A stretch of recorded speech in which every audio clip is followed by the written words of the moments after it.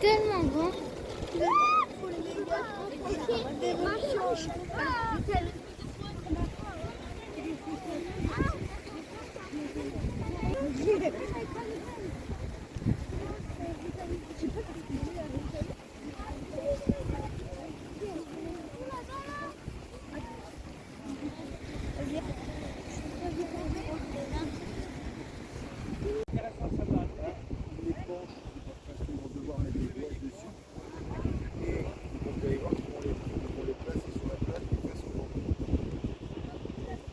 C'est-à-dire que par exemple, n'importe qui vient nous vend aujourd'hui. Pourquoi vous dites qu'il vient de là-bas? Ils viennent dehors. Il vient d'où le vent? Il vient de l'ouest. Non, non, non. Non, mais aujourd'hui, pourquoi il vient de là alors? Qu'est-ce qu'il y a en face de vous là? La mer. Ah bah oui, Et c'est donc la... le vent vient systématiquement de la mer? Non. Non, de l'autre côté là-bas. Non, oui, vous avez raison, le vent vient à peu près du sud. D'accord?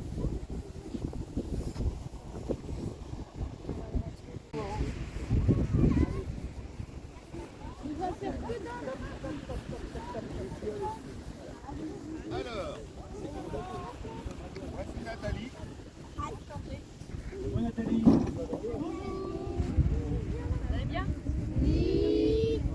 Donc moi je vais aller baliser la zone, c'est-à-dire, vous allez voir, je vais mettre des drapeaux pour délimiter, pour prévenir les gens qui se baladent sur la plage qu'il y a des pilotes dangereux sur la plage. Et Nathalie va vous montrer comment on fait pour gréer un char. Parce que vous savez ce que ça veut dire gréer un char? Non? Ouais. Voilà. Gréer un char, c'est monter sur le mât, c'est-à dire la voile.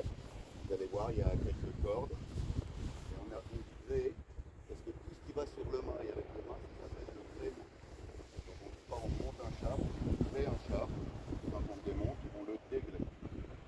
Nathalie, le char à voile, ça marche avec quoi? Une voile, mais la voile, elle marche avec quoi? Le vent. C'est ce qui est important de savoir par rapport au vent. D'où il vient, effectivement. La direction du vent. Moi ce matin je t'ai pas réveillé. Voilà. Et donc, d'après vous, il vient d'où le vent? Comment vous faites pour savoir d'où il vient? Mais comment vous faites pour savoir d'où il vient? Comment? Alors, le doigt dans la bouche. Et ça, un, c'est pas très très précis. Deux, si vous avez joué dans le sable, ça croustille après. Alors, le vent, il vient pas forcément de la mer. Je sais pas si vous avez vu, là-haut, normalement, il y a une piste d'atterrissage d'hélicoptère et il y a une manche à air. Sauf qu'elle elle est un petit peu détruite, la manche à air. Donc des fois, quand il y a un drapeau, ça donne pas le sens du vent.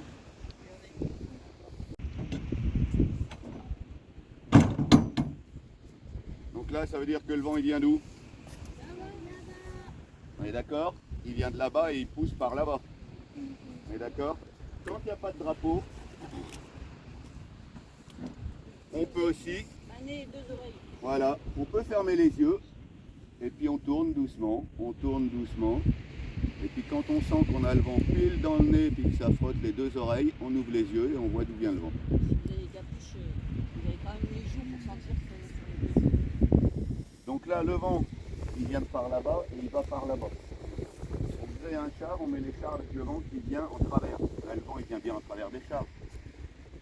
Et ensuite, on couche le char comme si le vent renversait le char. Si le vent renverse le char, il le renverse vers où? Par là-bas. D'accord? C'est pour ça qu'on est passé char renversé. Quand on veut renverser un char, pour le gréer ou pour le dégréer, on devra faire des équipages de deux d'à peu près la même taille. Donc il y en a un qui se met du côté où on renverse le char, qui va tirer sur le mât. Et Musclette, elle va attraper la roue ici et elle va lever la roue. Vas-y, lève la roue. Oh, quelle force! Et là, on pose le char. Et là, le char, il est renversé. Et donc ensuite, Je vais vous expliquer le reste. voilà. On fait d'abord les équipages de deux rapidement. Une deux de la même taille. Devant moi, À là. peu près la Devant même moi, taille. Attends, c'est pas du tout la même taille. Si. Ah, maman. Il venait plutôt là. Alors, la voile, elle se présente comme ça. Regarde, je la déroule un petit peu. Là, il y a une barre en fer. L'enfant. Il y a une barre en fer qui s'appelle la voile. D'accord? C'est pour ça qu'on met notamment un casque. Les enfants font la voile dans la tête. Il est avec toi. D'un côté,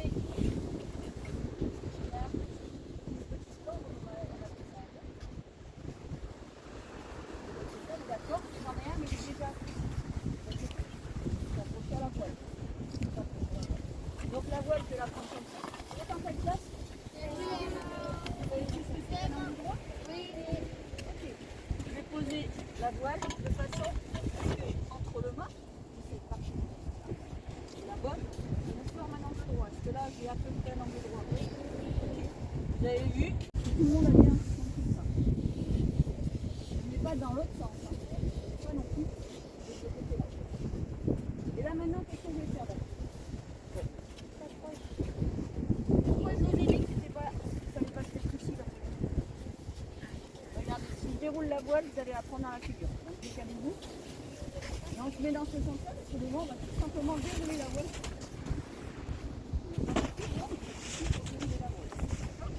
Après, vous êtes deux. Il y en a un. On vous a demandé de rester à la gauche du bateau. Là. Donc là maintenant vous pouvez vous avancer. Maintenant vous pouvez vous avancer pour voir ce que je fais. Allez, avancez-vous. Donc là je prends la voile. Ici on est d'accord, ça fait comme une chaussette. La chaussette, je mets le mât dans la chaussette et je tire. Là la bonne, je vais la tirer. Une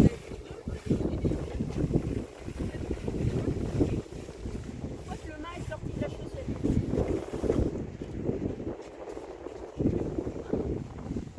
et je vais mettre ce qu'on appelle la têtière. La têtière, c'est le chapeau de la voile.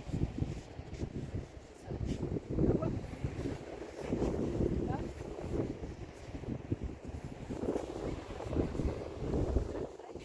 Vers l'arrière de la voile. Une fois que j'ai fait ça, quand vous êtes deux. Alors, c'est quoi ton prénom? C'est quoi ton prénom? Timéo. Tu peux tirer sur la voile comme j'ai fait tout à l'heure? Encore. Ok, super. Et là, regardez. Vous allez lever la voile. Vous en plissez vos mains.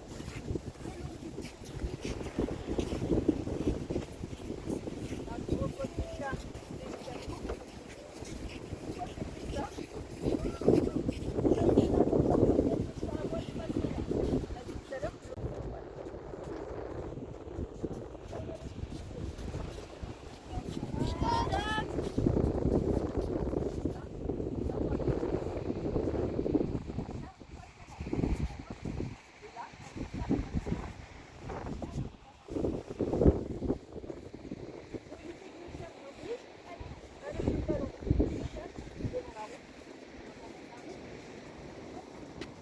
Maintenant, vous venez de ce là, s'il vous plaît.